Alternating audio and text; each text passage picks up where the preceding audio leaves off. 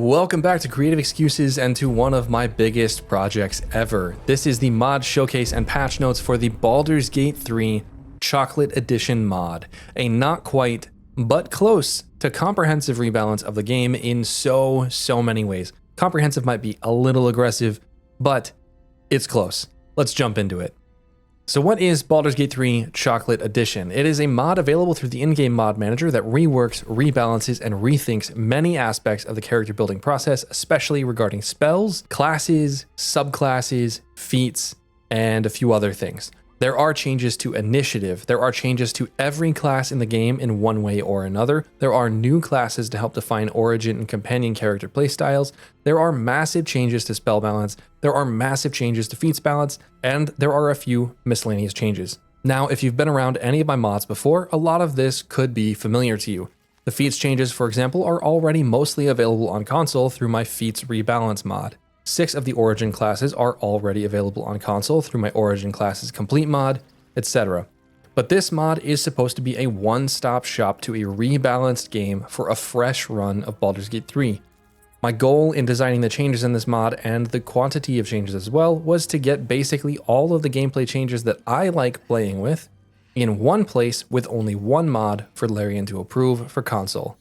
The goal is that my friend and I can download one mod and boom, we have basically everything but appearance mods that we could want, and I think I've accomplished that. Baldur's Gate 3 Chocolate Edition is a fresh coat of chocolate on the already exquisite vanilla core to the game, and I hope you enjoy it as much as I am.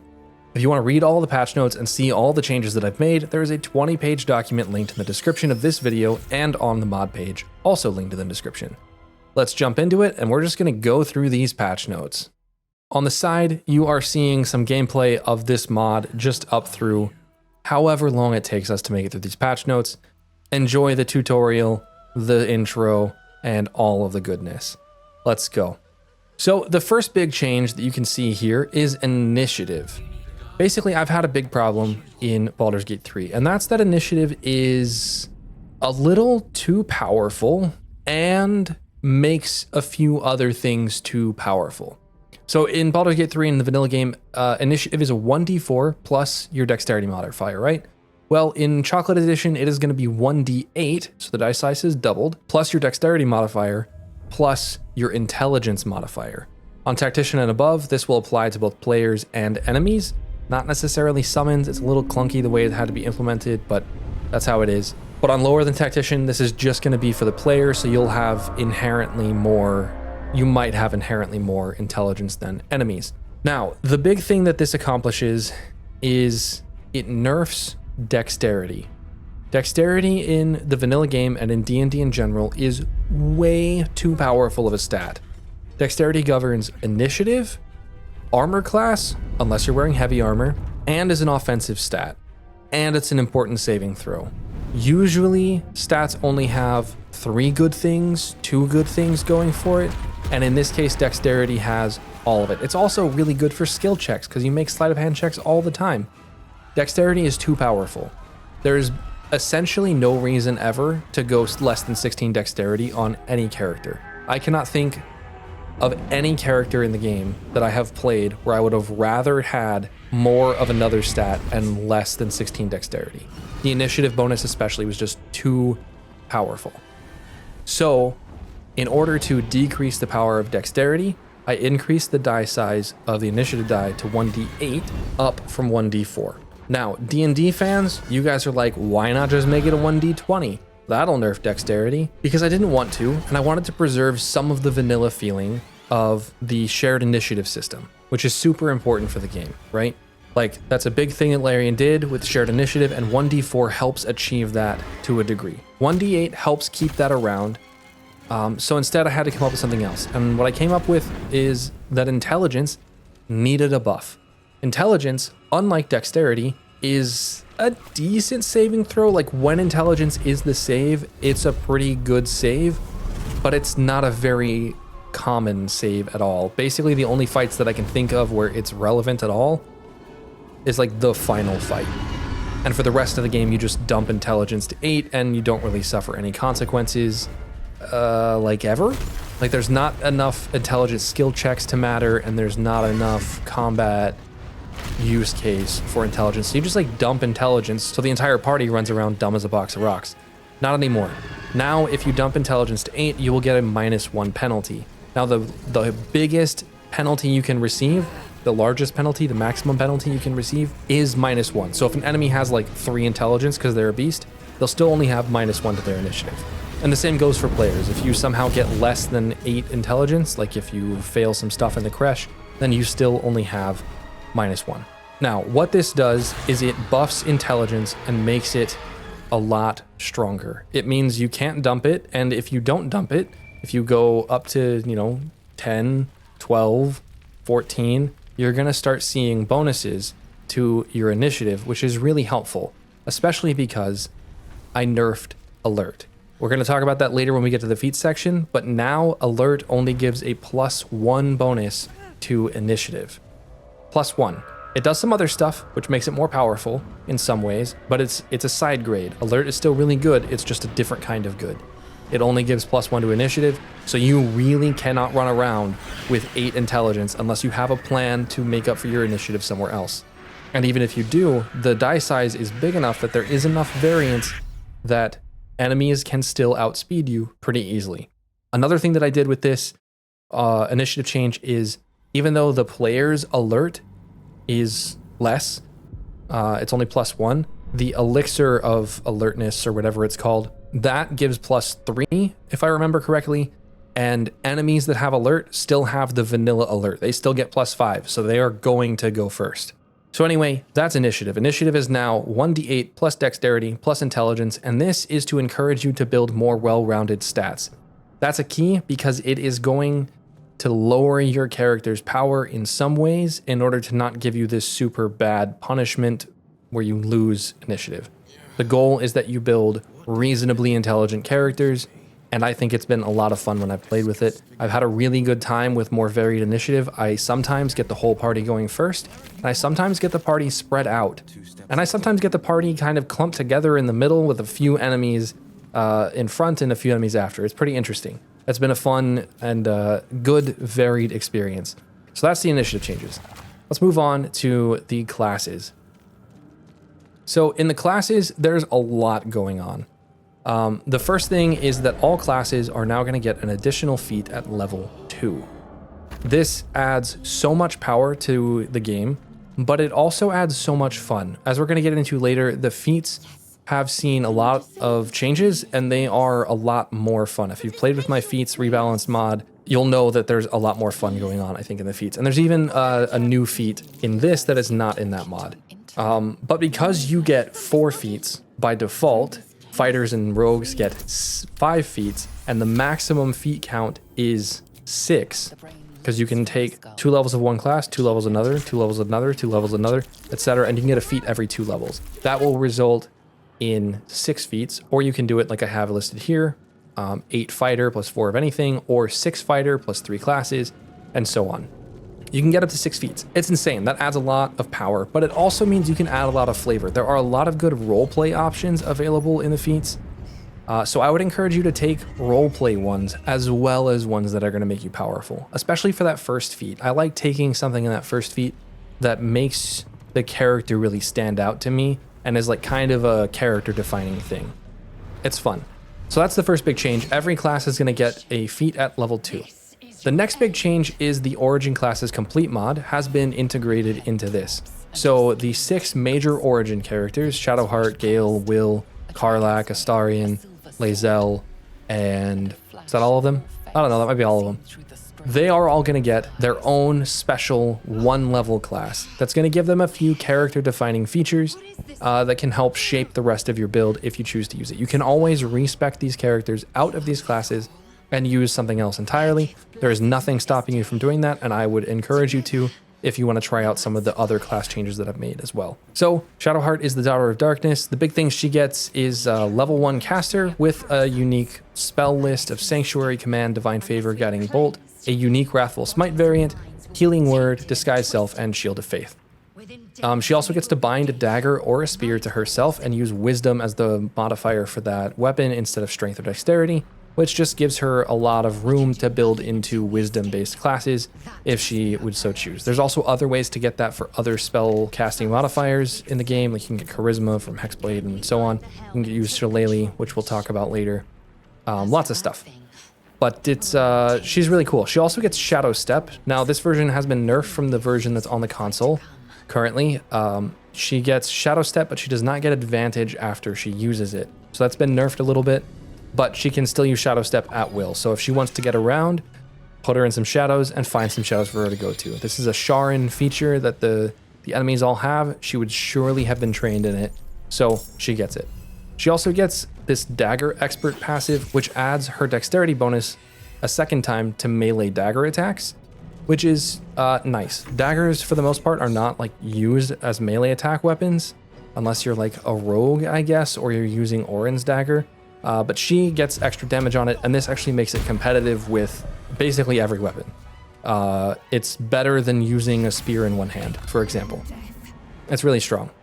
She's also a wisdom caster, and she gets cleric and paladin class tags. The paladin class tags are interesting. You can get an Oathbreaker status from that, which is pretty funny. It won't actually affect you, but you might have to pay to, like if you were a paladin, if you weren't a paladin, you might still have to pay to get rid of the status. I'm not really sure, but it's kind of funny. It just fits her because she's so zealous about her Sharon faith. And then later on, it fits because, you know, Paladin of Vengeance or something. Let's move on to Gale. Gale is also updated from the last video that I made about this. He gets some new passives, but the main feature is he now gets arcane recovery charges that restore on short rest, and he can use those, either hold on to them for some passive benefits like up to 3 armor class, or adding his intelligence modifier to his cantrip damage, or he can spend those to generate extra spell slots by channeling the orb that's in his chest. Another feature he gets is he gets 2 additional spell slots that will increase in power as he gains levels. This is just to make sure that as he gains levels, no matter what class he is an archmage, right? That's his past. As he levels up, he should get spell slots, so he gets 2 of them. So if you play Gale as like an arcane trickster or something, you're still gonna get up to a 4th and 5th level spell slot, and that's really fun. It does make him very powerful, and he has a lot of resources to work with in the early game, but you can long rest and use all the resources anyway, so it's not that big of a deal. It's a very fun class to play. He also can learn spells like a wizard, but this has an interesting interaction with wizard. Whichever class you take that learns spells first is the one that will learn spells when you go to learn spells later. So in this case, he's going to have Orb Bearer first instead of Wizard, so he's going to learn stuff through Orb Bearer. But the only way to increase the amount of spells you can prepare from that list by increasing your intelligence, not your levels. So it's only ever going to be 4 plus your intelligence modifier that you can prepare. You can get around this by just switching to Wizard first and then taking Orb Bearer second. But I think it's fun, and it's a nice limitation that you can only hold on to these so many spells at a time when you're learning them. It's almost like he's a little unstable. It's kind of nice. It's fun. Next up, we've got Karlach with the Heart of Fire.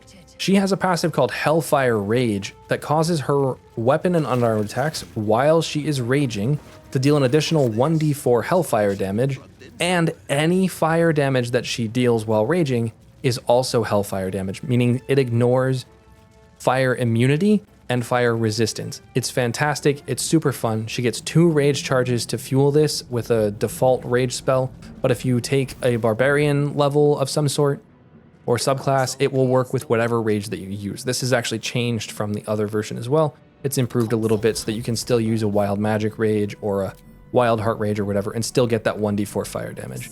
It's very fun. She also gets an innate +2 to initiative, and she ignores difficult terrain. This is just inspired by the fact that she made it out of the Blood War. She escaped hell. There is no way in hell she did that without being able to ignore difficult terrain and without a nice initiative bonus. Which, ironically, this means she's kind of a good candidate to dump intelligence if you want, but I still wouldn't recommend it. Another major feature she gets is guaranteed extra attack at level 5. This means from level 5 to 12, she will have extra attack no matter what class you choose to play her as, except for Druid. If you play her as a Druid, there's just an interesting interaction. It's noted here in the comment, but it just won't work with Druid. So if you play her as a Druid, you will have the Druid Wild Strike extra attack, but you won't have this one. Now, the reason that this exists for both Karlach and Lae'zel is I'm expecting you to still play her as a martial character, and I didn't want to delay your power spike of extra attack to level 6, because that feels bad, especially on something like Honor Mode. Especially when you're not like a bard that gets extra attack at level 6 because you're a freaking full caster, right? So this is really powerful if you abuse it, but if you don't, then it's just like getting extra attack a level early, and it'll deactivate itself when you unlock extra attack with your class, whenever that is. The last feature that she gets is a unique rage mechanic that causes her melee attacks to explode into hellfire fireballs. This rage is only usable once in the entire game, and it unlocks at level 10. I think you know what you're supposed to use this for. It's fun. It did bug out on me the one time that I got to use it, but it is very fun even without it. It's just a nice climax to her story. It's a good time. 10 Years of Fury, that's what that's called. Will, the Blade of Frontiers, that's his class name and his superhero name. He gets a couple of cool features. The first one is Blade's Flourish. This is a flourish weapon action that deals half of his weapon damage plus all of his weapon riders at full damage, and possibly sets enemies off balance. This is basically the Rapier's offhand attack, its bonus weapon action, but you can use it at will. So you can do this every single turn. Being able to set enemies off balance can give you or your party advantage on attack rolls against it, which is really helpful and kind of fun. The other bonus action that he gets is Blade Ward. We're going to talk about the Blade Ward spell changes later on, but this is just a bonus action version of Blade Ward, and it has no cooldown, so he can make himself very tanky every single turn if he wants to. Another passive that he gets is, if you know the Daredevil gloves in the game, he gets that. He can cast any spell while threatened without disadvantage, which is awesome.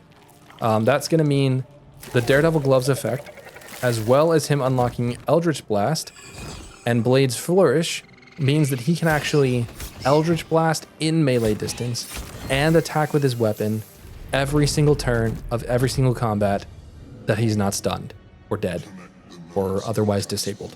He can do his Warlocky Eldritch Blasts and show off his blade skills every turn, no matter what class he is. It's awesome. He also gets Agonizing Blast, so he adds his Charisma modifier to his Eldritch Blast damage, regardless of any Warlock levels. He's a Charisma caster for that Eldritch Blast, and he gets Warlock class tags. He's great. Lae'zel. Lae'zel is the Astral Soldier, and she gets that super annoying feature, the Githyanki Parry, the Ready to Parry feature, but she gets a lesser version. She gets lesser Githyanki Parry, which allows her, as long as she has a remaining reaction point, she reduces her damage taken from physical damage by 1d4. Let me say that again. If she has a reaction point remaining, so she hasn't used it that turn, no matter how many times she takes damage that turn, she will get 1d4 damage reduction on each of those physical instances of damage. However, if you want to spend that reaction point, if an enemy misses, she can riposte, using that reaction point to attack the person who missed her with a regular weapon attack. This doesn't deal extra damage like the Battlemaster version, but it doesn't consume any resources. It's just a reaction point. You'll lose the damage reduction, but you'll obviously gain some damage, which can be very nice. She also gets 2 unique fighting styles to choose from. You can go Greatsword Fighting to add your intelligence modifier to Greatsword damage, and add +1 to your attack roll, or you can go Longsword Fighting, which makes any longsword she uses a dexterity weapon, just like a monk. And if you're wielding a longsword in your main hand, you get +1 armor class. So you got kind of a higher damage version in Greatsword Fighting, and you got a more versatile defensive version in longsword fighting. She also gets guaranteed extra attack at level 5, just like Karlach does. Finally, we've got Astarion. Now, Astarion's class is all built around him being sneaky, roguelike, and a vampire. So he gets Vampiric Touch. This is a unique cantrip variant of Vampiric Touch, which deals 1d10, scaling to 3d10 necrotic damage at cantrip levels, so level 5 and 10. And he heals some of the damage done. This cantrip that he gets can sneak attack if you have advantage and do not have disadvantage. It will consume a sneak attack charge, and he's given one as part of his class, and it scales just like rogue sneak attacks. So it deals 1d6 at base when he sneaks, all the way up to 5d6 at level 11.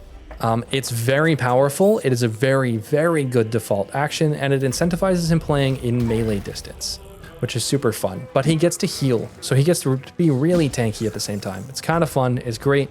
I really enjoy this ability. He also gets Cunning Action Hide, just so that he can help initiate these sneak attacks more. It's the same as the Rogue's level 2 class feature, so if he goes Rogue, he's still going to get this. But I think you should probably take him Bard after this. Like, this is a really good default action to play as a Bard, and then you get all the Bardic goodies after that. He also gets Vampiric Charm, which gives him Persuasion and Deception expertise, and a little bit extra movement speed to help out, and because he's a freaking vampire. He is a Charisma caster, which I have heard some people be a little bit annoyed about because it doesn't synergize with Rogue very well, but it does work with Swashbuckling, so pick your poison. If I picked Intelligence, it doesn't play very well with the fact that he's freaking Astarian. The whole point of him is just, he's supposed to ooze Charisma, right? So he's a Charisma caster. He also gets the Rogue class tags.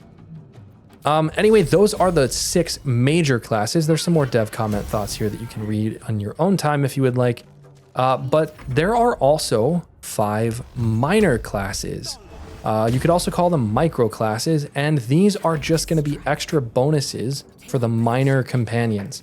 And for Dirge, this was a highly requested feature that I make 1 level classes for these other characters. I didn't think it was really worth it because I don't use these characters. So instead of making full classes, I just made like kind of a core feature, and then you just customize them from there. And so I added them to their origin tables, and so they're going to get all of these passives for free, which is possibly a little too powerful, but based on when you get them and who these characters are supposed to be, it kind of makes sense for them to be a little bit powerful. So first up, let's look over Dirge. Dirge gets a new passive called Storm Cursed Memories. Now, Storm Cursed Memories is pretty interesting. So he or she or they unlock Booming Blade and Shocking Grasp by default, which is pretty strong. Everyone knows how strong Booming Blade is, and Shocking Grasp in this has been changed. So we'll get to that in a little while. But basically, that's a bonus action. That's an action cantrip and a bonus action cantrip at the same time. These are both storm related because of Dirge's history as a storm sorcerer. Now, once per turn, if you deal damage to an enemy with either of these cantrips, Booming Blade or Shocking Grasp, you trigger a DC 19 history check to check your memory. If you pass the check, you can use either of these cantrips a second time as a free action on the same turn. That means you can use Booming Blade twice in a turn, plus, if you have extra attack somewhere, make a third attack. There's a lot going on with these. It's super fun, and the DC 19 history check is just to check if Dirge can remember anything. There's some haunting memory of using Booming Blade on some helpless victim, right? Or Shocking Grasp to shock the life out of somebody. It's a good passive, it's fun, and it will shape the playstyle a little bit. It becomes very beneficial to play up in melee distance as Dirge and get your hands dirty, you know? Next up, we've got Halsin. Halsin is supposed to be this like big, renowned druidic healer, right? And yet he's just like a bear most of the time. Well, no more. Now he gets a new passive called Natural Healer, which unlocks a unique version of the Preserve Life channel divinity from Life Cleric. This is called Preserve Nature, and it's going to heal all non-undead or construct allies in the area around Halsin at the cost of a natural recovery charge. And he gets 2 natural recovery charges. So twice per day, he's going to get access to a Preserve Nature or Preserve Life channel divinity, effectively channeling Sylvanas' power to heal and protect his allies. It's really powerful, and if you build him as a land druid, it's going to be really, really powerful. He might be able to out-heal most things in the game. Next up, we've got Minthara. She gets Drow Commander. Drow Commander lets her use her own variant of Command Approach as an action. It does not cost a spell slot, and when she does it, she can follow it up with a Commander Strike, which is the Battlemaster feature, as a free action, commanding an ally to make an attack for a reaction point. Basically, she can command an enemy to approach her, and she can command an ally to attack for her. All this takes is an action, and she can do this up to every other turn. It's super cool. It's very thematic because she is bossy, to say the least. I think you guys will enjoy it. Next, we've got Jaheira. Jaheira gets a new passive called the High Harper, which unlocks 2-weapon fighting and Practiced Strike. Practiced Strike is a new ability for her that allows her to make a main and offhand attack for just the cost of a bonus action once per turn. This means she can make a dual wield attack or just a main hand attack if you don't have the dual wield thing toggled on, or if you only have one weapon. She can make a full-on attack as just a bonus action once per turn. This means she gets 2 attacks plus a spell if she's, a druid or whatever spellcaster you have her as every single turn. It's very cool. It's very fun and it's fitting, right? She's been the High Harper for ages. She is a practiced hero. She should be able to do this. So she can. A note here, this Practice Strike does not benefit from the extra attack that 2-weapon fighting style is going to give, which we're going to talk about again a little bit later. Finally, we've got Minsc. Minsc unlocks Reckless Attack because he's a little reckless, and Minsc is tough. Minsc is tough. He gets a new passive that reduces all damage taken by the duration of the Minsc is tough status. It stacks to a maximum of 5 and gains 2 stacks each time he takes damage. So Minsc is just, he's going to be tough. He was literally eaten by a mimic and he came out swinging. All right, Minsc is tough. And those are all of the classes for the characters. They're very fun. It's really good to play with them. I've really enjoyed it. I hope you do too. Next up though, there are still the vanilla classes that we have to change. There are still the vanilla classes that we have to talk about. And there are a couple that got some major changes. The first here is the Paladin, which if I'm doing this correctly, the gameplay you've been seeing is a Paladin. And so hopefully you've seen a little bit of this over on the side. The first major change here is that Channel Oath is no longer a short rest resource. It is a long rest resource, and you are granted 2 charges of it at level 1, and then you gain 1 additional charge every even Paladin level up to level 12. And you get a maximum of 8 charges, barring getting any extra charges from items, which I think there are 2 items in the game that will give you extras. So you get up to 10 Channel Oath charges. Now, why would I change these to long rest resources, and why would I give you so many of them? That is because Divine Smite is no more. It has been reworked into a toggleable passive called Channel Oath Smite. This passive, when toggled on, causes all of your next melee weapon attacks to smite your foes. So each attack, and this means each individual attack and a cleaving attack as well, is going to cost 1 Channel Oath charge to use. These smites, this will smite your foe if you hit them for 2d8 radiant damage, or if you're level 6 or higher, it's 3d8 radiant damage. And the damage is only going to scale up if you take Paladin levels. This changes so many things for the class. It's kind of insane. I think my intention was kind of to reduce the power of Paladin a little bit, and I did in one way. You can no longer reaction smite. You have to toggle this on before you attack in order for the smite to work. That also means you can't reaction smite on criticals. So you can't be like, oh, I got a critical, bam, level 4 smite, boss is dead. No, you have to choose when to smite. You cannot choose after you've already swung your weapon.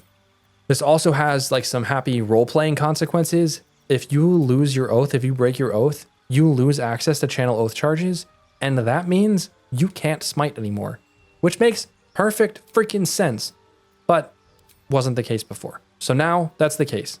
It's really good. Some other changes that had to happen because of the Channel Oath and Channel Oath Smite change is the Channel Oath abilities needed to be either buffed or they needed to be competitive with a Smite, or they needed to be not competitive, and we'll go over that. So Oath of Ancients, they didn't have anything changed for Healing Radiance because that was really strong already. Nature's Wrath is a really good crowd control effect, so it also didn't change.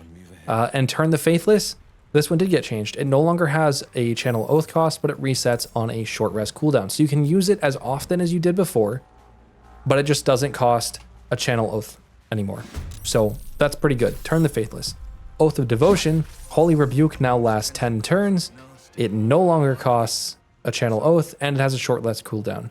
I'm not gonna lie, I've gotten to level 12 with an Oath of Devotion Paladin with this mod active, and I think this ability has still only done a total of like 20 damage throughout the entire run. It's still not very good, but at least now it's free. Sacred Weapon, on the other hand, this one got a big change. This one now lasts until long rest, which means you can enchant your weapon with your oath, channel your oath through your weapon, and gain your charisma modifier to your attack rolls for the entire long rest. That is really strong, but it limits how many times you can smite in a day. It costs 2 channel oath charges to do this. That seems fair to me, but it's still really fun. Lastly, Turn the Unholy, no channel oath cost, and it restores on a short rest. Oath of Vengeance gets Inquisitor's Might. This is where you add your charisma modifier to damage as radiant damage. This now lasts for 5 turns, up from 3 turns. Or was it 2? It might have only been 2 turns. It lasts longer now, but it still costs a channel oath. But 5 turns, I mean, this is gonna last for basically all of combat most of the time. And it works on ranged attacks, which is really cool and makes Oath of Vengeance like a fun alternative, like archer paladin, you know? Abjure Enemy, this is the fear, I believe, or frighten effect. This no longer costs a channel oath and has a short rest cooldown. And same with Vow of Enmity. I didn't note it here, but Vow of Enmity has also been nerfed. You cannot cast it on yourself to gain advantage on everything anymore. You can only cast it on one target. So put that on the boss and go to town. Oath of the Crown, Righteous Clarity. I didn't want it to compete really with Sacred Weapon. I wanted it to feel a little different. So this one doesn't cost a channel oath, but it's still a really strong effect. So I felt like I had to nerf it a little bit since it didn't have a cost anymore. And so I gave it a requirement for concentration. You have to have concentration in order to use Righteous Clarity. Maybe that is too much, but honestly, Oath of the Crown is already really strong. And adding your proficiency bonus to attack rolls is so good. So good. That's a +4 in the end game. That's crazy. Next up, we got Champion's Challenge. This one doesn't cost an oath and a short rest cooldown. Turn the Tide. This one does still cost a channel oath. This is a heal, if I'm not mistaken. But in order to compensate for that, it does still give one, it has been buffed to grant 1 armor class to whoever is healed by it. So it can still be really good, and it's still worth spending the oath charge on it, but it is still gonna cost an oath charge. Lastly, Oathbreaker and their actions. Spiteful Suffering, this one costs a bonus action, doesn't have a channel oath cost, and it restores on short cooldown. Control Undead has a +2 bonus to the difficulty class, but it is still gonna cost an oath charge, so it's easier to land, but it still competes with Smite. And Dreadful Aspect, this is gonna be the same thing. Gets a +2 added to its difficulty class. It lasts 3 turns, and it still costs 1 channel oath charge. Now, these are a ton of changes, right? I don't know if it really comes across, but Paladin feels very different to play with these changes. 1, you have to use the passive instead of a Divine Smite spell in order to smite. 2, you can super smite way more often, because if you build 12 levels of Paladin, then you end up with 8 charges for smiting, and you'll have some 8 to 9 spell slots or something like that. And each one of those spell slots can be a super smite, because you can do a Thunderous Smite and then use your Channel Oath Smite at the same time, and they'll all hit at the same time. It feels very different. You also get to see really big tooltip numbers, which is cool. I don't know if I actually succeeded in making Paladin less good. If you see the tier list video, which you can check out up there, I might have made it better. I think every single Paladin subclass now is S tier as a mono class. And before it was like, take 2 levels of Paladin and a bunch of levels of Sorcerer. You don't want to do that anymore. You can, and you'll just become more of a spellcaster. But if you want to smite a lot, the best Paladin is no longer a Bard. The best Paladin is a Paladin. Take 12 levels of it, and then you can smite a lot. Yeah, Paladin's really cool. It feels very different to play. I would highly recommend checking it out. Let's move on. The next class that got a bunch of changes is Rogue, and Thief got the most changes. This one could piss people off, but we're gonna go over it, okay? The first thing I did is I moved Fast Hands, which is their passive that grants an extra bonus action from level 3 to level 6. I'm sorry. Let me explain why. Thieves have been expert multiclassers far more than they have been actual thieves. Moving this passive and offering a feat alternative, yes, there is a feat alternative for that extra bonus action, is going to let thieves be thieves without interrupting the offensive power of the extra bonus action builds.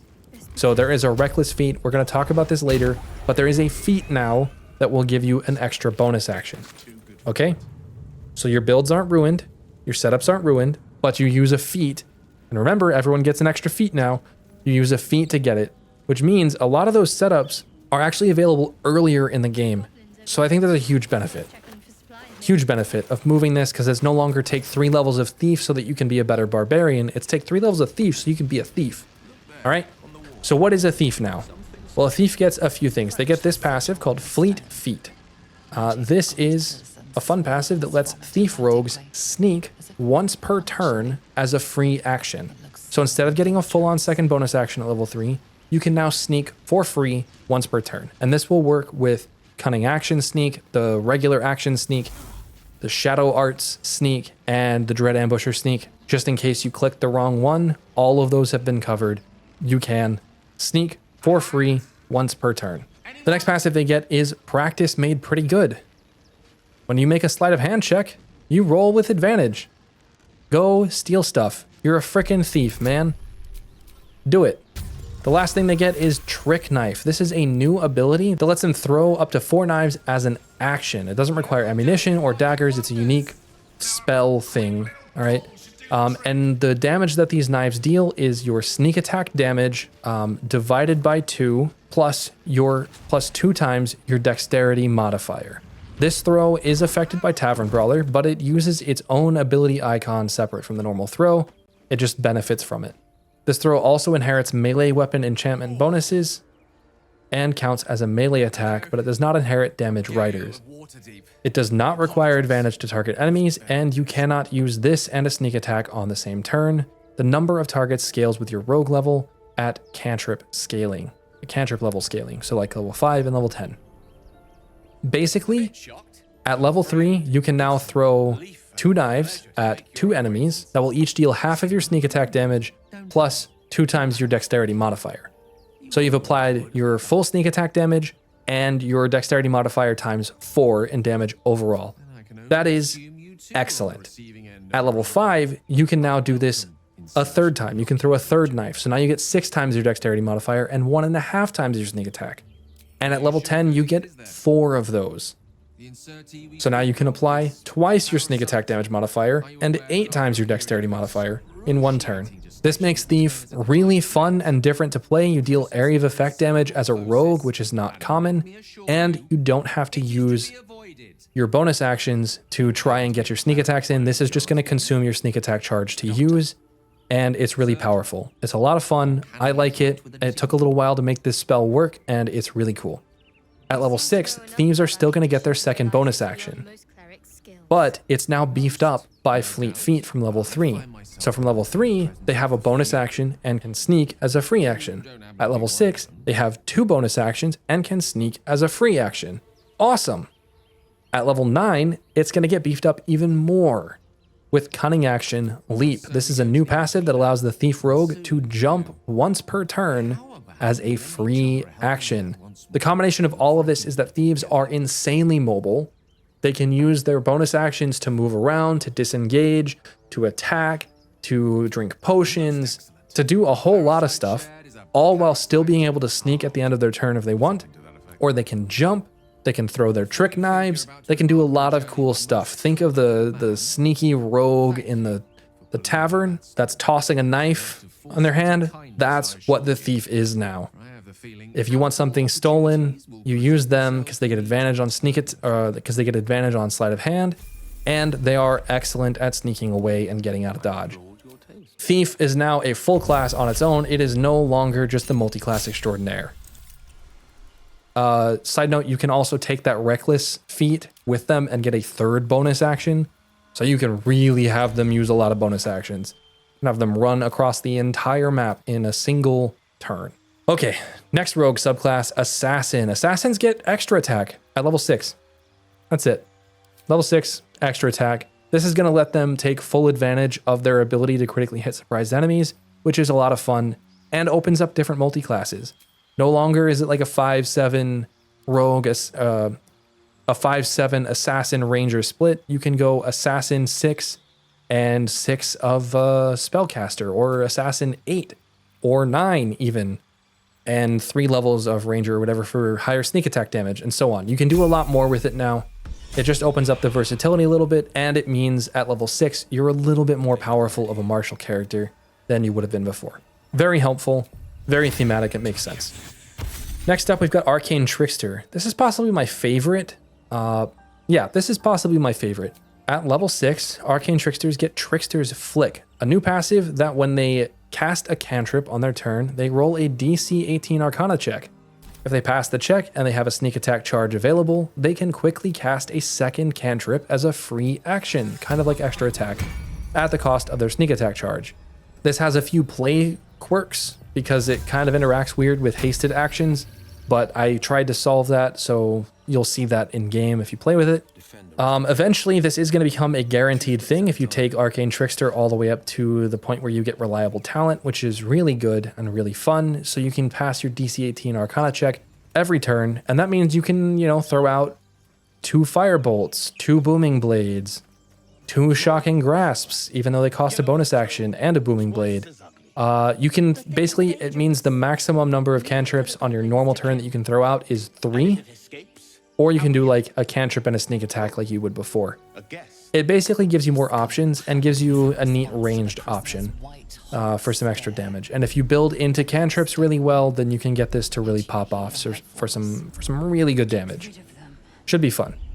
Lastly, Swashbuckler, also at level 6, gets a Swashbuckling passive, which is pretty much Trickster's Flick, but it lets you do an extra attack.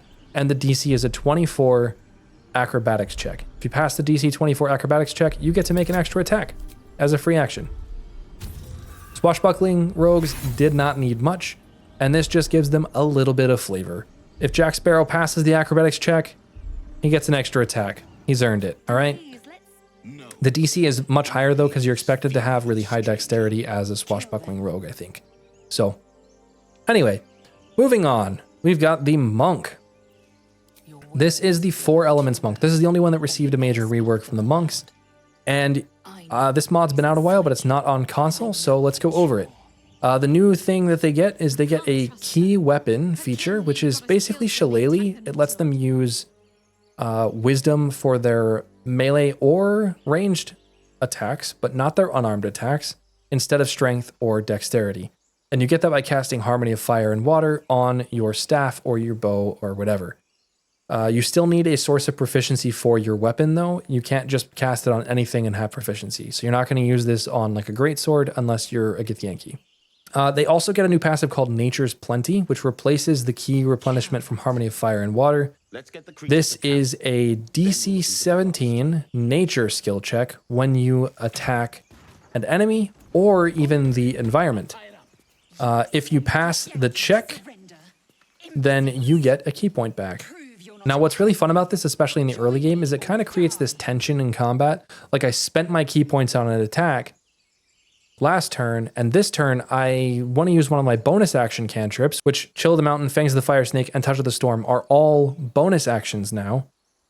If I want to use that and I'm out of key points, I can hit with my weapon with my action, get a key point back, and then bang, blast it out. It's really fun. It creates this interesting tension while you're playing. Like, am I going to pass the check? Am I not going to pass the check? And I really like this. I really like using these skill checks, if you can't tell, in combat to trigger effects.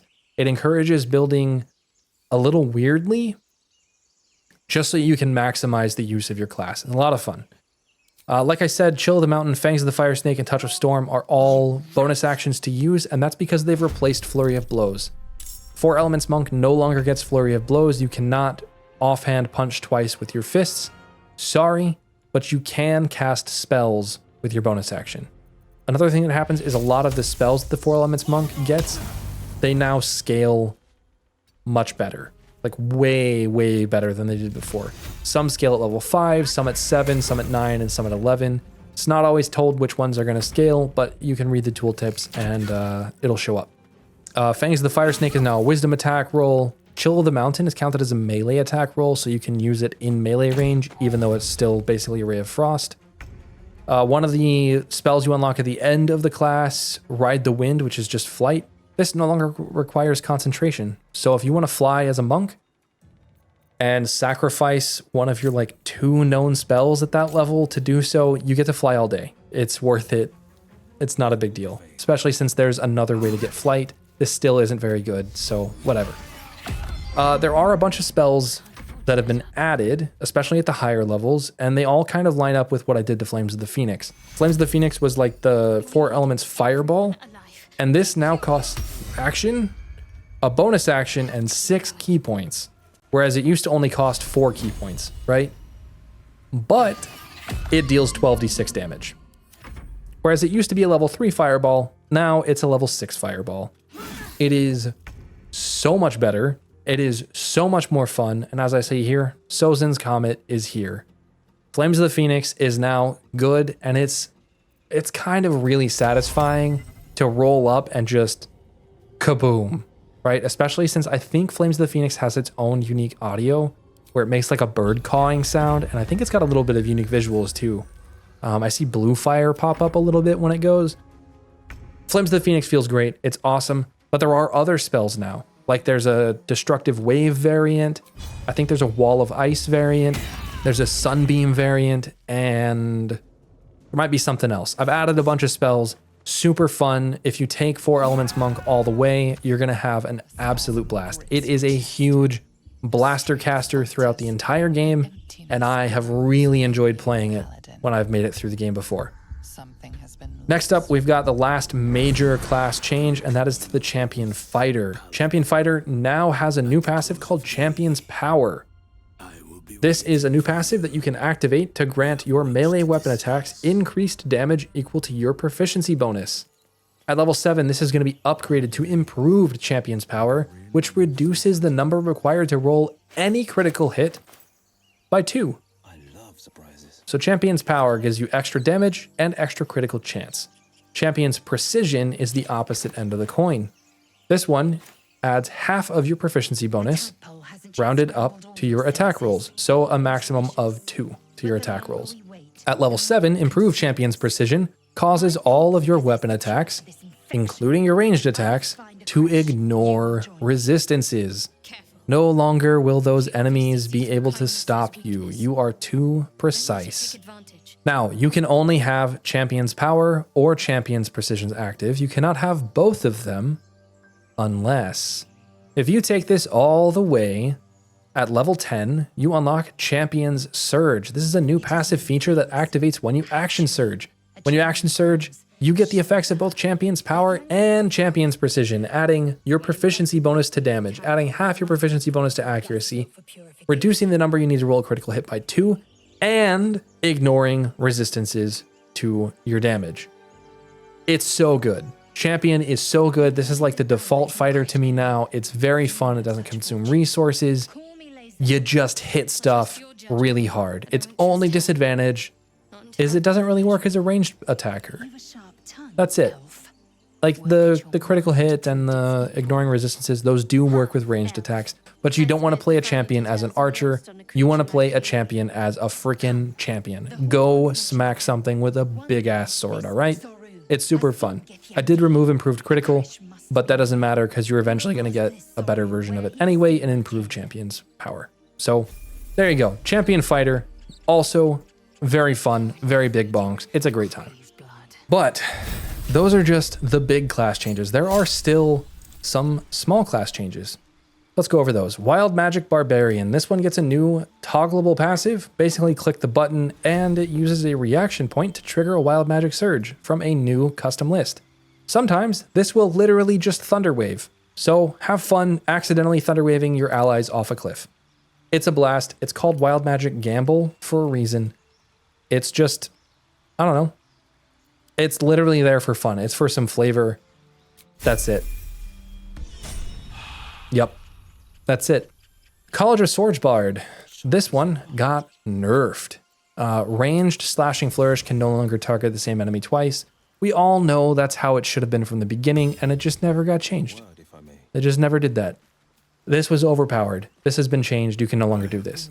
College of Valor Bard, on the other hand, gets a buff. Combat Inspiration is the Valor Bard's ability to buff their allies with their Bardic Inspiration, right? In combat, and it can add to damage or whatever. Well, now, whenever they do that, it applies to themselves as well. So you get a lot of extra bonus.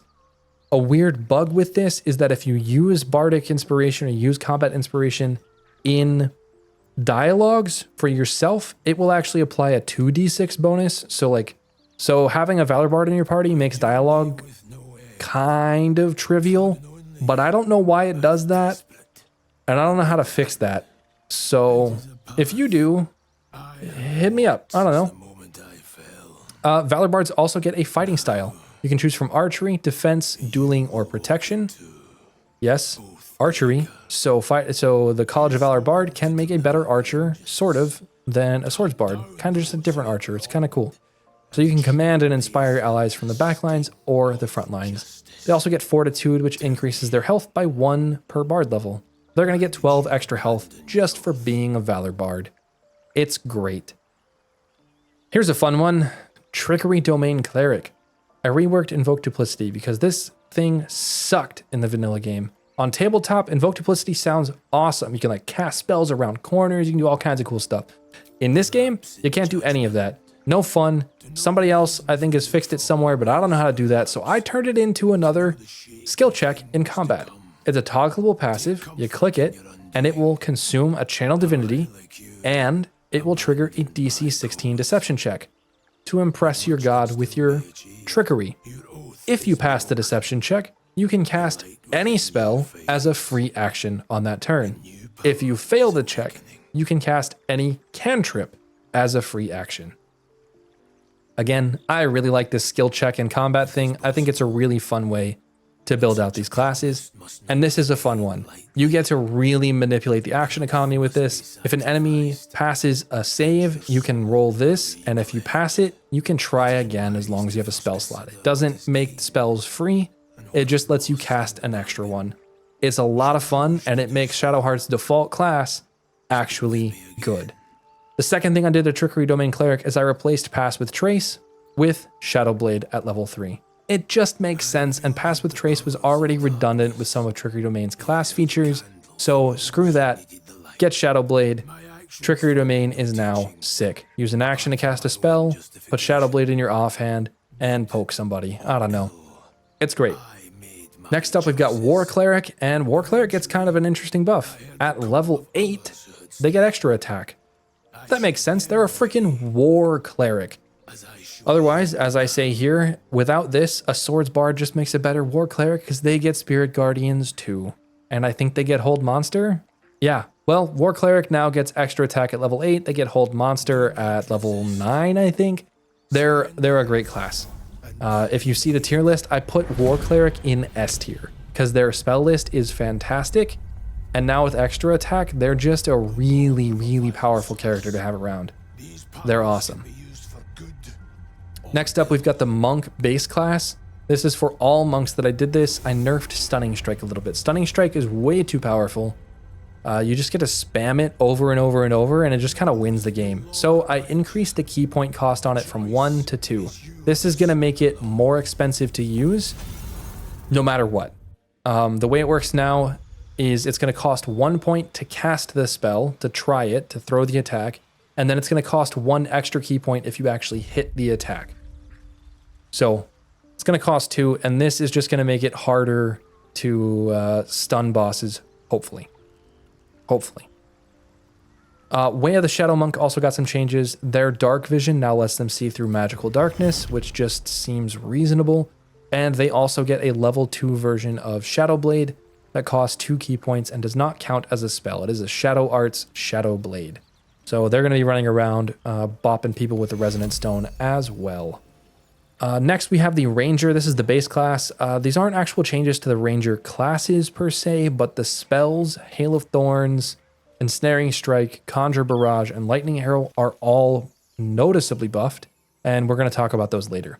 Archfey Warlock, they get their Fey Presence ability buffed. Instead of having 2 variants of it, it's 1 variant, and it has a chance to charm and a chance to frighten. So basically enemies are going to be rolling with disadvantage against some effect from this, but that means you can get charmed, you can get frightened, or you can get charmed and frightened all at the same time. It's really good. It's a good high risk, high reward area of effect crowd control that's available from the very beginning of the game. Very fun, strong, good buff. Finally, we've got some wizard changes. Conjuration Wizard. This is the one that gets Create Water, the class version of this. And this spell is now going to be a bonus action rather than action. So once per short rest, I believe it's per short rest, you can create water as a bonus action, and then with your action, light them the hell up with some lightning damage. Or cold damage. It's great. It doesn't sound like it's a big change, but you're probably going to get a lot of use out of this. Next is the Enchantment Wizard. This is the one with Hypnotic Gaze. Hypnotic Gaze is kind of a use it in one fight per day and just win, but it was also kind of weak at the same time, so it's gained a +2 bonus to its spell save DC. That's going to make it a little more reliable to land, and that can make it just like a win button in one fight per day. But it's only usable once per day, and that's the only buff that Enchantment Wizard got. So have fun with that. Next up is Illusion Wizard. Illusion Wizard got quite a few changes. Maybe I should have put this one in the major changes, but it's not too much. The level 10 feature was called Illusory Self, and that has been moved from level 10 to level 2.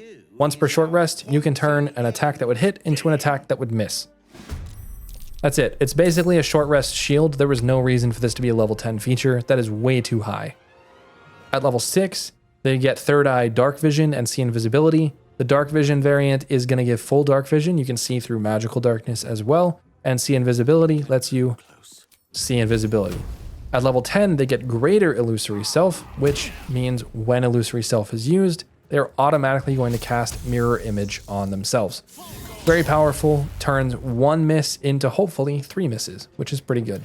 Still not as strong as Abjuration Wizard though, but pretty close, I would say. Next, you've got Transmutation Wizard. This one, they're going to get Expertise on Medicine at level 2 if you have a source of proficiency already. And at level 6, they get a new Transmuter's Stone. This one is actually just a cantrip. And this cantrip deals 1d12 plus intelligence modifier in base damage, and it scales in damage up to 3d12 at the normal level 5 and level 10 cantrip levels. Which means by the time you get it, it is already a 2d12 cantrip plus your intelligence modifier. So this thing hits hard. It hits really hard. I mean, what is it? At the end of the game, it's going to be probably 8 to 31 damage, somewhere in there. As a default action, that's pretty good. And it's got like an animation made from some other assets in the game, and it looks and sounds great to use. It is so good. All right, so those are all of the class changes and all the new classes. And we are only what? Oh my gosh, we're on page 13 out of 20, guys. I'm gonna need more water. Next up, we've got the spell changes. These are going to be the Cantrip Changes first. Acid Splash. It has no saving throw anymore. It deals 1d6 damage. That's it. No saving throw. No ifs, ands, or buts. It just deals guaranteed damage, barring resistance or immunity. That's pretty fun. Blade War. This one now costs a bonus action down from an action, but it has a once per combat cooldown. So you can only use this once in a combat, but it makes it very valuable to cast and very easy to cast. Just use it if you think you're going to take some damage. Booming Blade. I reduced the damage size for the additional attack damage, not for the damage from walking. So it's going to be a 1d6 and a 2d6 at level 5 and 10, which it actually used to be 1d8 and 2d8 at level 5 and 11, but I think that was a bug. So I fixed that. 1d6 at level 5 and 2d6 at level 10. I also added damage at level 1 to 4. I added 1 point of thunder damage. It's got to do something. I nerfed Booming Blade like this because in the vanilla game, Booming Blade beats Thunderous Smite in like every single metric, and that felt stupid. Like Booming Blade as a cantrip in the vanilla game is 5d8 damage and only costs an action, whereas Thunderous Smite costs a bonus action and an attack action, and it only deals 2d6 and might knock an enemy prone. Like, it just didn't make any sense. So we'll get there as well. Thunderous Smite also received a buff. Bone Chill. Bone Chill deals 1d6 plus your proficiency bonus damage before scaling. So it scales 1d6 up to 3d6. All the cantrips scale at levels 5 and 10 in their normal way. Dancing Lights. This no longer requires concentration, and it applies sunlight in its area of effect, which makes it a small miniature daylight spell. That means it has tactical advantages against enemies that are sunlight sensitive. Dancing Lights has a use. Finally, it's not just a worse light. Firebolt, the generic damage spell, deals 1d8 plus proficiency bonus. Guidance no longer requires concentration. Poison Spray, this deals 1d10 plus proficiency bonus. Produce Flame, this deals 1d10 plus proficiency bonus and no longer dismisses itself after you throw it. You have to manually dismiss it. This means your light is going to stay, and it means it's going to be a lot less clunky and a lot less clicks to use, which is very nice. Ray of Frost deals 1d6 plus proficiency. Resistance costs a bonus action down from an action, has a once per combat cooldown, and still requires concentration, but it lasts for 10 turns. Sacred Flame is now an attack roll instead of a saving throw. So it's basically just Firebolt, but with a different targeting mechanism. It doesn't have a projectile like Firebolt does. You just bang. Shillelagh. This is a big change, actually. Shillelagh lasts until long rest now. It's no longer just it is a bonus action, but it lasts until long rest. Doesn't go away after 10 turns. And it can be used on any and all simple weapons. That includes light crossbows and short bows. The damage is unchanged. So this will make any simple weapon, daggers, light crossbows, short crossbows, or short bows, clubs, quarterstaffs, like whatever it is, it will make anything that is a simple weapon deal 1d8 plus your spellcasting modifier, depending on where you learned it from. If you learn it from a class that's not a druid, it'll use whatever your class's spellcasting modifier is. And if you learn it from being a druid, it'll be your wisdom. This is a big change, and it's very fun. It kind of gives like Pact of the Blade vibes to anybody that wants to take magic initiate druid, which is kind of cool. Shocking Grasp. This is now a bonus action cantrip, kind of like a bonus action disengage, that deals 1d4 plus proficiency bonus damage. It's very good. It's very fun. It makes casters pretty deadly in the early game, but it also makes them a little bit safer. I thought melee distance casters deserve a little love, so Shocking Grasp now deals a little less damage. But it's a bonus action, which is very fun. Thorn Whip. This costs a bonus action, down from an action, and it deals 1d6 plus 1, then 2, then 3 when it scales at normal cantrip levels. And this also affects Sorrowful Lash from the Sorrow Glaive. This was actually inspired by the Sorrow Glaive. I thought it was more fun to have Thorn Whip as a bonus action than as an action. It's pretty good. Yeah, use it.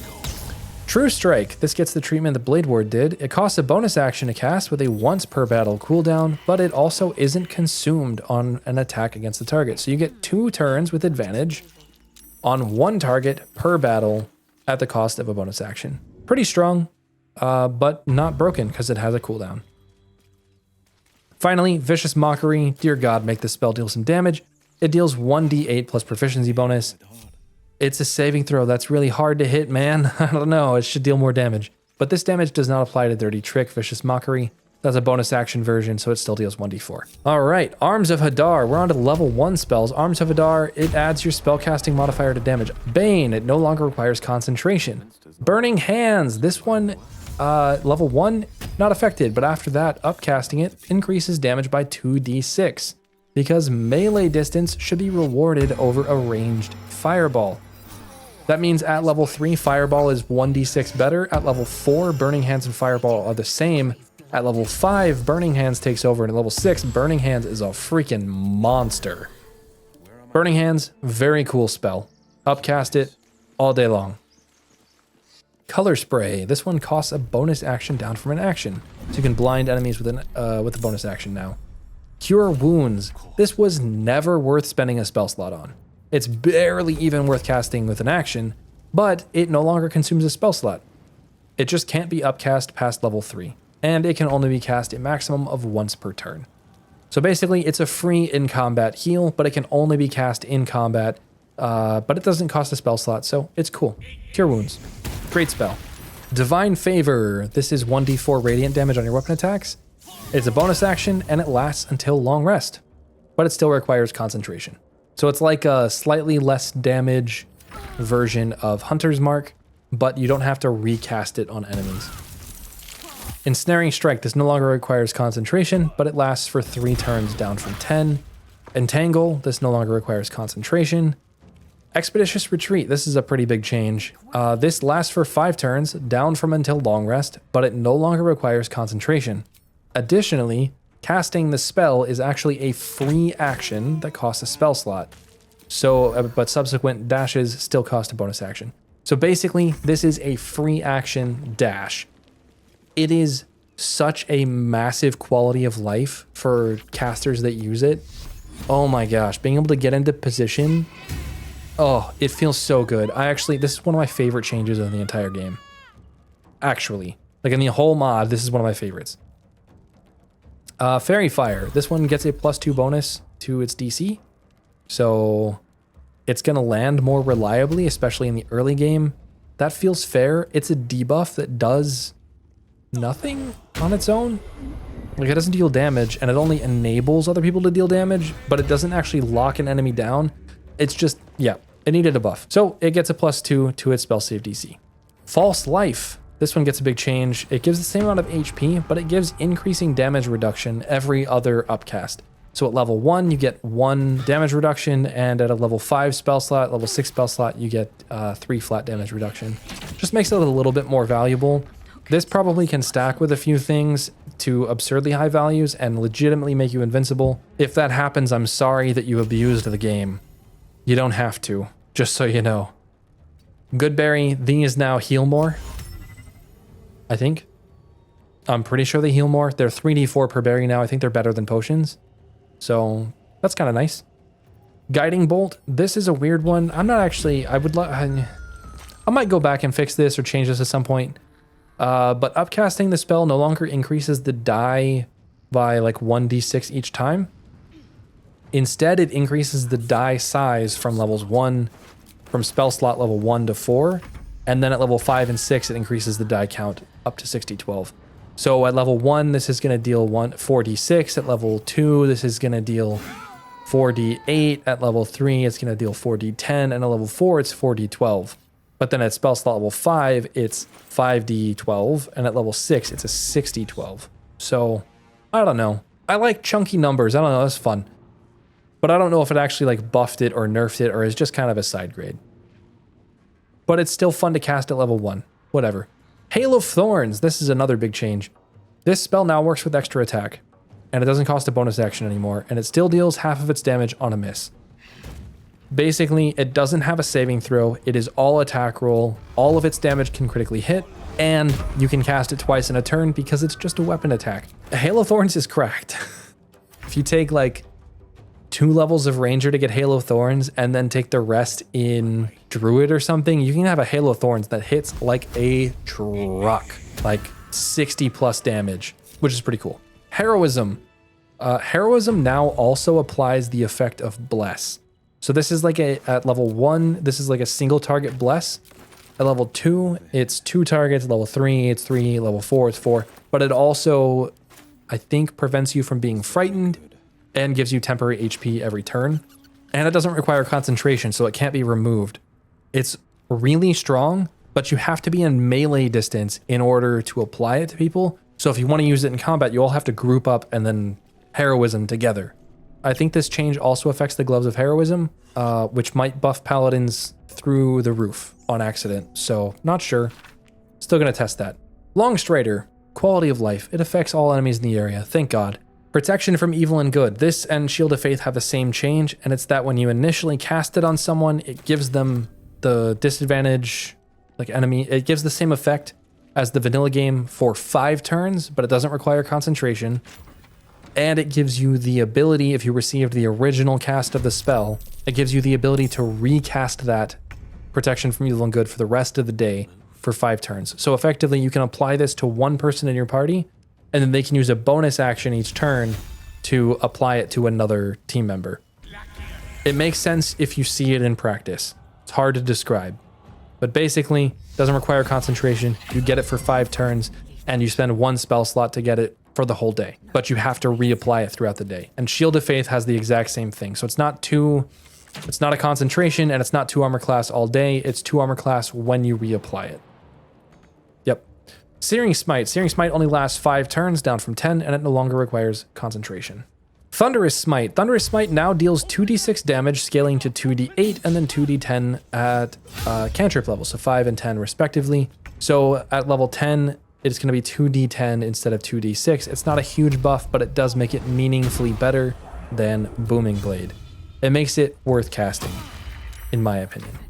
Wrathful Smite does the same thing. So Wrathful Smite actually had its extra damage dice doubled, which is awesome.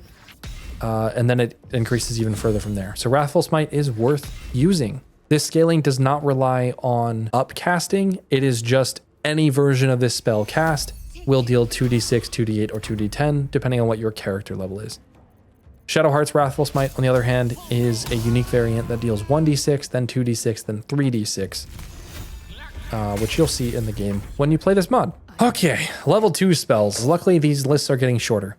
Bark Skin. Bark Skin lasts all day, doesn't require concentration, and it sets your armor class to 14 plus your constitution modifier until long rest. Upcasting the spell grants 1 additional base armor class up to 18 at level 6, which makes Bark Skin a competitor with the Armor of Agility and Armor of Persistence if you wear the Amulet from House of Hope in the endgame. Or if you have like +5 to your Constitution modifier or whatever, if you have 20 Constitution and you cast a level 6 Bark Skin, you're going to have 23 armor class. That is really good. It's really good. If I'm not mistaken, this also does not stack with Stone Skin, which we're going to go over later. The Elixir of Bark Skin and the Bark Skin armor provide this at basically a level 4 cast. So 16 armor class plus Constitution modifier. This makes the armor of Bark Skin very good. Like, so good. Love it. Next up, we've got Blur. Blur lasts for 3 turns, costs a bonus action, and no longer requires concentration. Branding Smite no longer requires concentration. Calm Emotion no longer requires concentration. Crown of Madness. This costs a bonus action down from an action. Dark Vision. The spell is unchanged. However, there are a lot more sources of magical dark vision available. Magic Initiate Warlock from the Feats is going to give access to it. Elixirs of Dark Vision gives access to it. Way of Shadow Monk has Dark Vision, and Third Eye Dark Vision all provide means of seeing through magical darkness. So there's more variation here, but the spell itself is unchanged. Enlarge and Reduce. This costs a bonus action down from an action. Flame Blade lasts until long rest, along with Shadow Blade, which the developers made that change. Flaming Sphere costs a bonus action. Magic Weapon. This is the one that buffs your weapon by like an enhancement bonus. No longer requires concentration. So it lasts until long rest, and you don't have to concentrate on it. Your weapons are going to be great. It's awesome. Melf's Acid Arrow. This no longer requires a saving throw, so it's just guaranteed damage, just like Acid Splash. And upcasting it increases the damage done by 2d4 per level.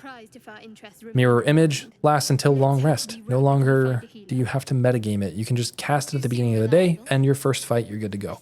Phantasmal Force. This applies a -5 penalty to intelligence saving throws if they fail the initial saving throw. So this means they're way less likely to clear it on their own, and it also only costs a bonus action from an action. So it's kind of like a party-wide Hunter's Mark now. It's pretty good, actually. Pretty good. Ray of Enfeeblement no longer requires concentration and also halves all weapon damage, not just from strength weapons. Web no longer requires concentration. I don't know why you would ever cast this when you could just, like, have a Beastmaster with a spider out, no? Oh, heavens. Level 3 spells. Who wrote 20 pages of patch notes, man? Bestow Curse. Charisma save instead of a wisdom save, and it no longer requires concentration. That's very helpful. Blink. It lasts until long rest. Here's a big one. This is for the rangers out there. Conjure Barrage. It now deals 3d8 up from 2d8, and it still deals your weapon damage. It also counts as an attack roll, making it usable with extra attack. But a miss is still going to deal half damage. You can spend 2 Conjure Barrages in 1 turn to lay waste to an entire field of enemies. It is so strong. So strong. Get on it. And gives you a really good incentive to take Ranger all the way up to level 9 it is, I think, that you need to get this. So, pretty good. Crusader's Mantle. Allied weapon attacks now deal 2d4 radiant damage, up from 1d4. Elemental weapon. This no longer requires concentration, but it has a once per long rest cooldown. So unless you can reset your cooldown somehow, you can only apply this to 1 target at a time. But it makes it kind of comparable to the draconic weapon thing, but you have to take like 9 levels of Paladin or something to get access to this, or Hexblade, I think it's elemental weapon. So like there are not that many characters that are going to have access to elemental weapon. Feign Death. This spell has received an entire rework. It is now called Invite Death, and it applies the effects of Sanctuary to all allies except the caster in a massive radius for 3 turns, and it blocks you from receiving Sanctuary. It has a once per combat cooldown. Basically, if you cast this, every enemy has to attack you, unless they have area of effect spells, which is kind of cool if you have a tank that wants to use this. It's called Invite Death. I've also made it so that it has a tag that will let enemies use this. So I have no idea if any enemies have Feign Death ready to go and in their kits, but if they do, a whole room might get sanctuaried for 3 turns, which is kind of cool. Next up, Grant Flight. There are now 2 versions of the spell, one which gives Grant Flight for 10 turns without concentration, and one that gives flight all day, but requires concentration. The next up is Haste. Haste has received a nerf. It no longer grants +2 armor class or advantage on dexterity saves, and anyone using Haste, including with the potion, receives a -2 penalty to all saving throws. Basically, I've added a lot of ways in this mod to manipulate the action economy or improve your action economy in some way, and so Haste needed a nerf. It could blow the roof off of everything. I don't use Haste a lot other than Haste potions, and this is just going to make it a little bit higher risk to use Haste. That's the goal. Celestial Haste from the Act 3 bow, though, that is unaffected, which makes sense. It's a legendary weapon. I don't know. Let it be good. The next level 3 spell is Lightning Arrow. Lightning Arrow is just like Hail of Thorns and Conjure Barrage, but it's made of lightning. It works with extra attack, and a miss still deals half damage. And let me tell you, the Warden in Moonrise Towers will demolish you with this arrow. She will punch you in the throat with Lightning Arrow, and it's gonna hurt. Good luck. Have fun. Protection from energy. I don't know if anyone's ever used that, but it no longer requires concentration. So cool. Vampiric Touch. It now lasts until long rest, which is nice for melee spellcasters, but it does still require concentration. But it's going to make those level 3 spells, level 4 spells, whatever you want to use, last much longer. Level 4 spells, there's only 2 big changes, and that is Stone Skin. Stone Skin now lasts until long rest and no longer requires concentration. It also gives resistance to all physical damage, not just non-magical physical damage, all physical damage. And it provides 2 damage reduction from all but force and psychic damage. It cannot stack with Bark Skin and can only be applied to 1 creature per caster.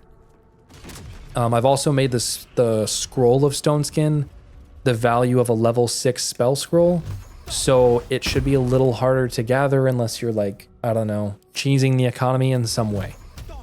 But it's really good. It's basically an on-demand Armor of Persistence for a pretty decent spell slot. Level 4 spells are pretty valuable, I would say. Dimension Door. Dimension Door costs a bonus action down from an action.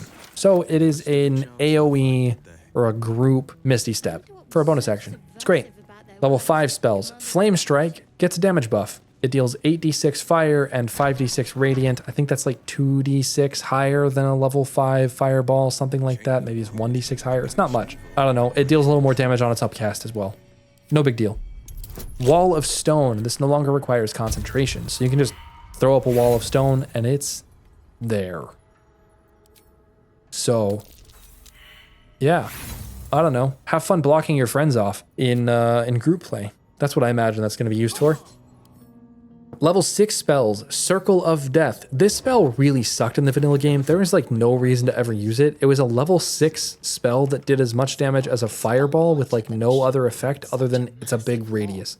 Well, now it deals 48 necrotic damage on a failed save, and it deals 8d6 necrotic damage on a successful save. So on a successful save now, it deals as much damage as it used to do on a failed save before. And now if they fail the save, it is maximized damage, 48. This has really big AoE potential, and Death Domain Clerics, I don't know, they're gonna ignore resistance on this too. They're just gonna be able to deal 48 damage to like 15 enemies at once. That is a ton of damage, holy crap. Of course, it's just chip damage, so it's not like that important, but it's way better than it was before. Flesh to Stone. This spell automatically receives a +4 bonus to its spell save DC. The stage 1 effect is unchanged. The stage 2 effect, the target loses their bonus action, and the stage 3 effect, the target loses their bonus action and has disadvantage on con saves, making it more likely to complete. It still takes 3 turns for this to guarantee a kill or whatever, but it should hopefully be a lot better and a lot more reliable to hit. Blade Barrier, that one just got a bug fix. And a class spell that received a change that I didn't mention earlier was Second Wind. It now heals for 1d6 plus 2 times your fighter level. Cool. My gosh, that's a lot of spell changes and a lot of stuff. We are on the last 3 pages now, which is Feats and Miscellaneous changes. So let's go through these. For the rebalanced Feats, Actor did not receive any changes. It was already good. Alert, as we talked about earlier, it is +1 initiative down from +5, and it grants an additional reaction point. Has no other changes. Yep, you heard that right. It's +1 initiative and grants an additional reaction point. So you can no longer be surprised. You have +1 initiative and you can react twice. So you can opportunity attack twice. That is really strong. Or you can counterspell twice. Or you can Cutting Words twice, or you can tenacity twice. There's a lot of things you can do twice with 2 reaction points. Really strong. I think it's probably as strong as Vanilla Alert, just more niche. So good luck.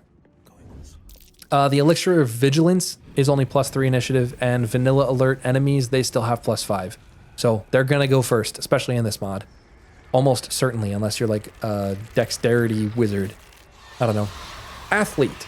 Athlete gets a +1 to strength and to dexterity. So this is basically an ASI, but you get to teleport by jumping. Cool. Charger. Charger Shove now only costs a bonus action, and you get a +1 to strength or dexterity. So Shove is now like a dash that you can use for a bonus action. Neat, and you get half an ASI. Crossbow Expert has been reworked into Archery Expert, and this unlocks a Piercing Shot variant that can be used at will. Piercing Shot is the ranged ability and the dagger ability that like adds a debuff that increases the damage the enemy takes by 2 every time they take damage. So you can like Piercing Shot and then like Magic Missile for like a crap load of damage. That's basically what it does, and it lets you use it at will. So you can debuff every enemy on the field, or just like really try and get one enemy with this debuff. It's really strong. All ranged attacks from bows and crossbows are also, they can be used in melee distance with the same rules as Crossbow Expert, so you can check the wiki for that. And you get +1 to dexterity. Defensive Duelist, you get +1 to dexterity and basically a shield. While attacked, while wielding a finesse weapon, you can add your proficiency bonus to your armor class for the rest of your turn at the cost of a reaction. The attack does not need to be melee, and the armor class bonus persists until the start of your next turn, just like the shield spell. Dual Wielder. Dual Wielder, you get +1 to any ability score. No other changes. Dungeon Delver. This has been reworked. You get proficiency and advantage on all perception checks, and you can cast Knock at will. And you also get basic training in wisdom, which sets your wisdom to 13 or higher. Dungeon Delver is basically the I can get in anywhere whenever I want, and I get 13 wisdom. So I can see stuff and notice stuff. It's good. It's really good. It is a massive quality of life. It removes the need for a rogue in your party, which some people don't like, but it does cost a whole feat. So pick your poison. It's not like rogues are bad to have in the party. Next up is Durable. Durable gives you a +2 to Constitution, up from +1, and you gain shield proficiency. So basically, you should never take an ASI for Constitution, because you should just take this instead. It's great. Yep, it's great. Elemental Adept. You get +1 to any spellcasting stat, and the rest is the same.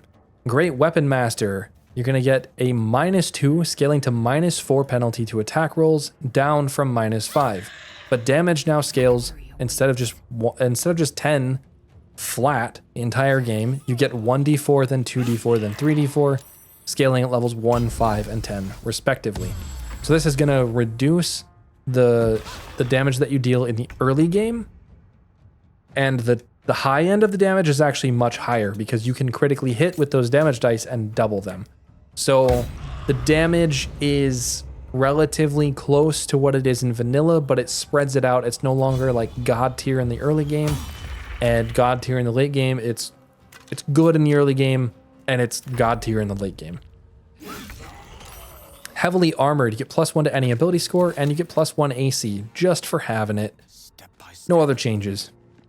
Heavy Armor Master, decrease all damage taken by 2, up from only reducing non-magical damage. You also get a +1 to Constitution and a +1 to Strength. Lightly Armored, you get +1 to Constitution and +1 to Dexterity and +1 AC. No other changes. If you're taking a feat to get light armor proficiency, man, you really need these bonuses. Lucky, no changes. Mage Slayer, you add your proficiency bonus to saving throws against any spells, regardless of distance, and no other changes. Some really big changes here. The Magic Initiate feats have all gotten massive reworks. All of the spells and cantrips learned through these feats now cast with your spellcasting modifier. Also, each of these feats, including the 2 new Magic Initiate feats, which we'll get to, grant basic training in their respective casting stat, either Intelligence, Wisdom, or Charisma.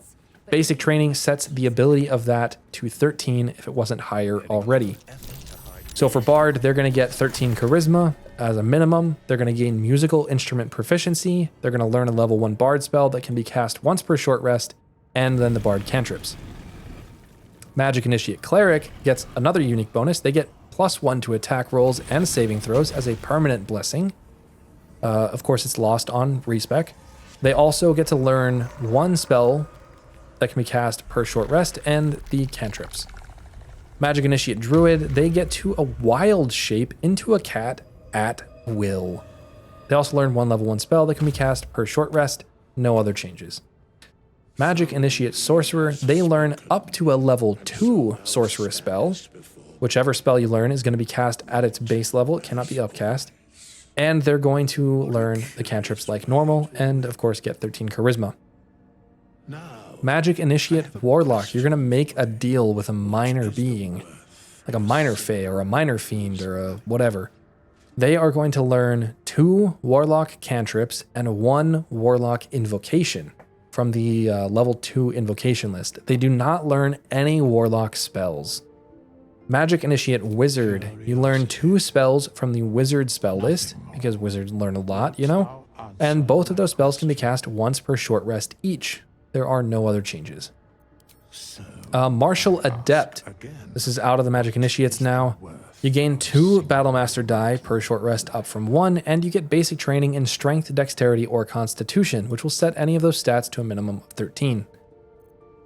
Medium Armor Master. This one makes the maximum armor bonus from Dexterity while wearing medium armor +4, up from +3. So without this feat, it's +2. With the vanilla feat, it's +3, and with this feat, it's +4. So basically, you can use any medium armor and get up to +4 armor class on top of the armor's base armor class. You also get +1 to strength or dexterity. Mobile, this increases your strength or dexterity by +1, as well as the vanilla features. Moderately armored, this unlocks the medium armor proficiency. You're going to get +1 to any ability score, +1 AC, and no other changes. Performer gives you musical instrument proficiency, expertise in performance, and no other changes. So you still get the +1 to charisma. Kind of like a different actor. Polearm Master. This, I fixed the bug in the vanilla game where the bonus action attack didn't do all of your weapon damage modifiers. It does that, but the tooltip is slightly bugged. I don't know. I might remove this before this actually gets released here in the next couple days, just because they did fix this in hotfix 30, but we'll see. Resilient received no changes. That feat's already fantastic. Ritual Caster, you're going to learn some ritual spells, and then you're going to gain basic training, setting those abilities to 13 in 2 abilities. This is just kind of a quality of life thing. If you want to dump intelligence, you can take Ritual Caster to get it back. And that'll give you some initiative, or you can take it to get wisdom to bump up your saves a little bit, strength for some convenience. Ritual Caster is a great convenience option. Savage Attacker is incredible, no changes. Sentinel is incredible, no changes. Sharpshooter, completely reworked. The first thing it does is you learn Improved Brace, which is a no cooldown brace ability, allowing you to re-roll ranged damage dice and use the higher result. This is just like the brace ability that longbows get, I believe, or that pikes get. This ability costs 5 meters of movement speed, down from 6 because it's improved, and it has no short rest cooldown. You can use this every single turn. Also, you learn Sharp Shot, which is a ranged attack action that costs only 9 meters of movement speed to use. It can be used once per turn and cannot be used while dash is active. You also get +1 to dexterity. That Sharp Shot thing is a little rough for small races. You will have to find more movement speed in order to use it, but you can still use Brace. Yeah. Sorry to the short kings and queens out there. Shield Master. Shield Master gives you +1 armor class while wielding a shield, and I fixed a vanilla bug. It should actually work now. So that's good. And also, +1 AC while wearing a shield. You're going to have freaking crazy armor class. Skilled. Gain proficiency in 2 skills of your choice down from 3. You're going to gain adept training in 1 of your choice. Gain proficiency in 2 skills of your choice down from 3, and you're also going to gain adept training in 1 ability of your choice, and that's going to set that ability score to a minimum of 15. So if you want 15 intelligence, bang, take skilled. If you want 15 constitution, take skilled. If you want 15 strength, take skilled. It's a great feat. Spell Sniper. Increase the range of your spells by 1/4 and increase the range of melee spells by a few meters. It's also going to add +1 to your casting stat with no other changes. So it still adds the critical chance increase. Tavern Brawler. Tavern Brawler adds half of your strength modifier to attack rolls for thrown, unarmed, and improvised weapon attacks down from your full strength modifier. The tooltip is really confusing. Okay, the tooltip says in the vanilla game that it adds double. It actually just already added it once, and Tavern Brawler adds it a second time.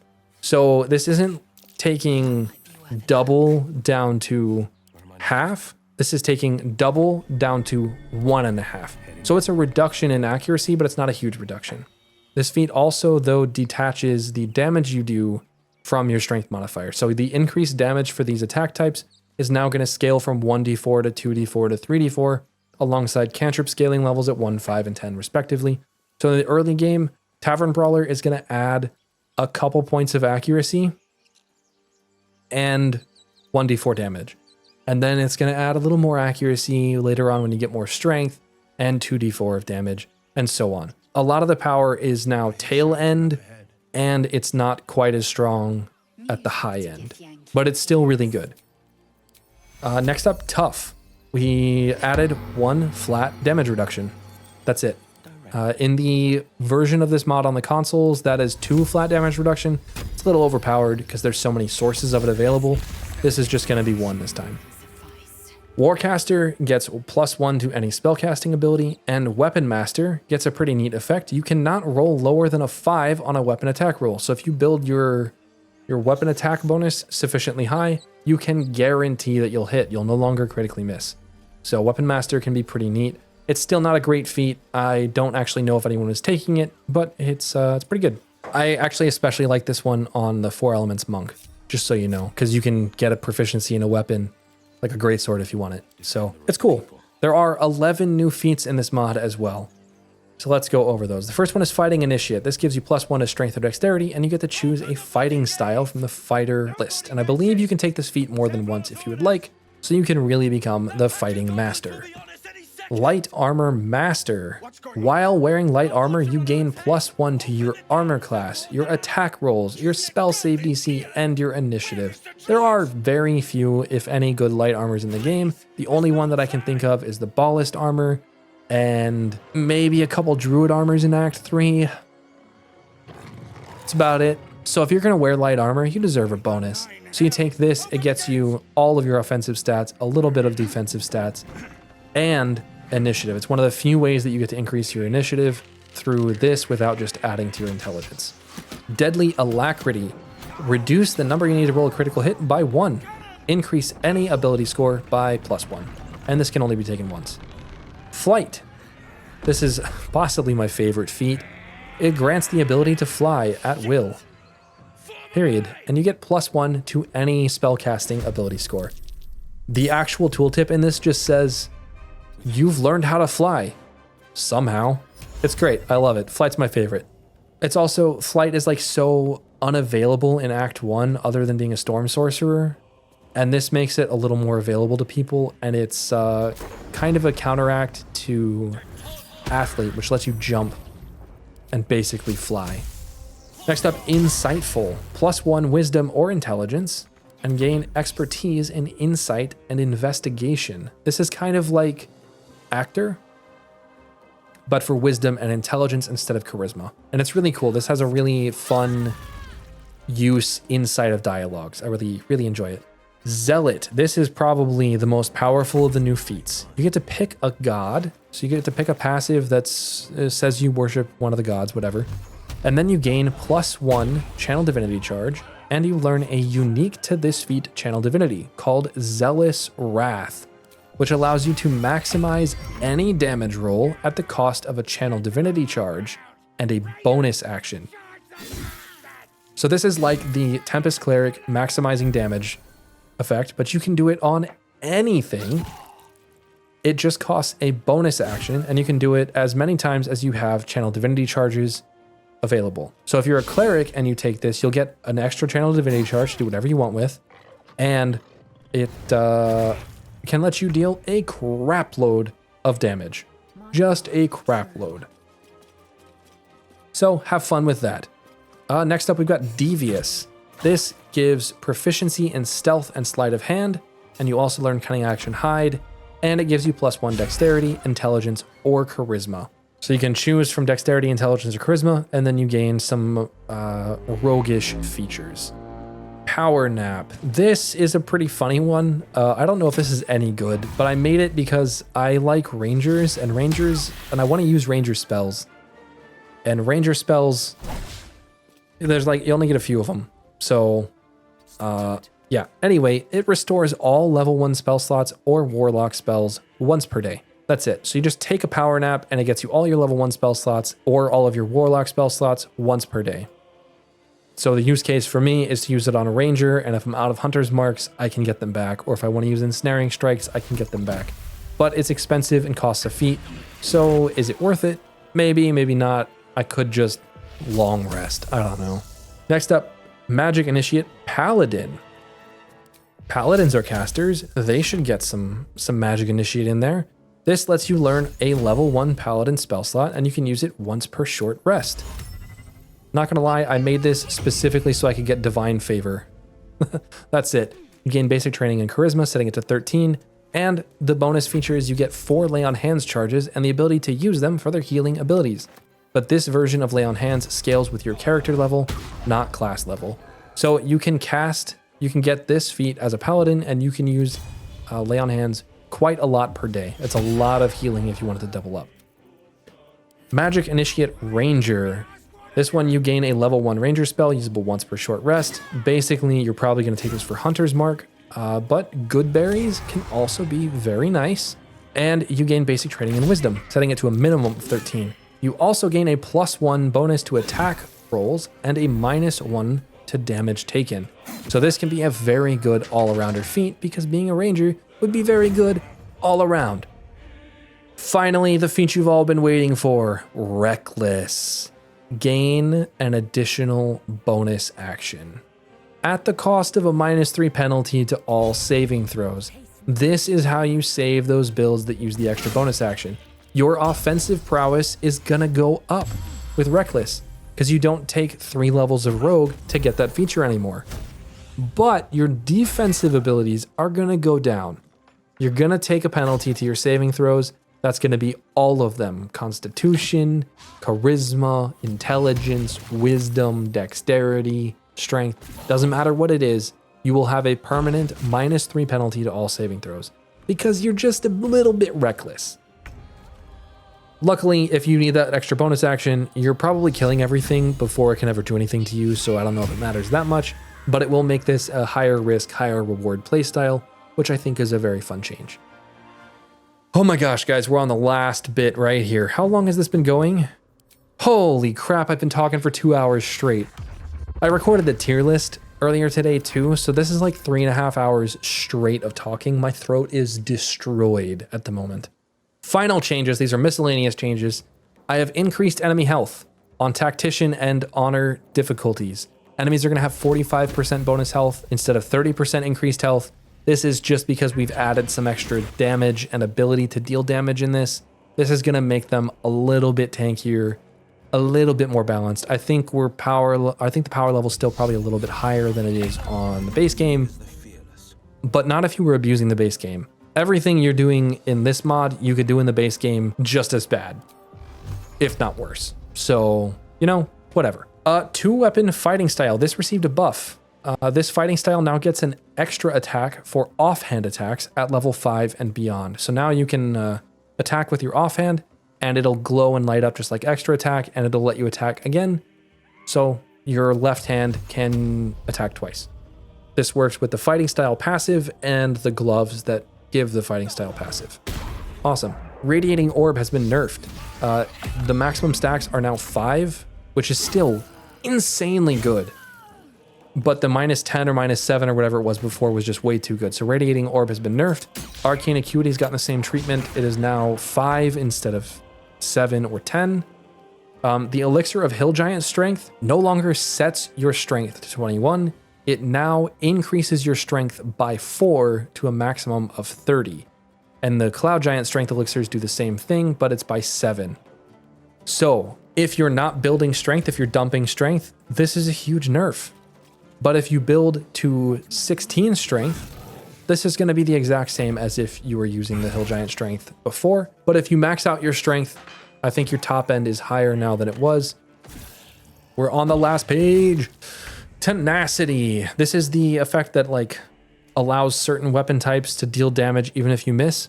This now applies weapon functors like Smite and Damage Writers and that sort of thing.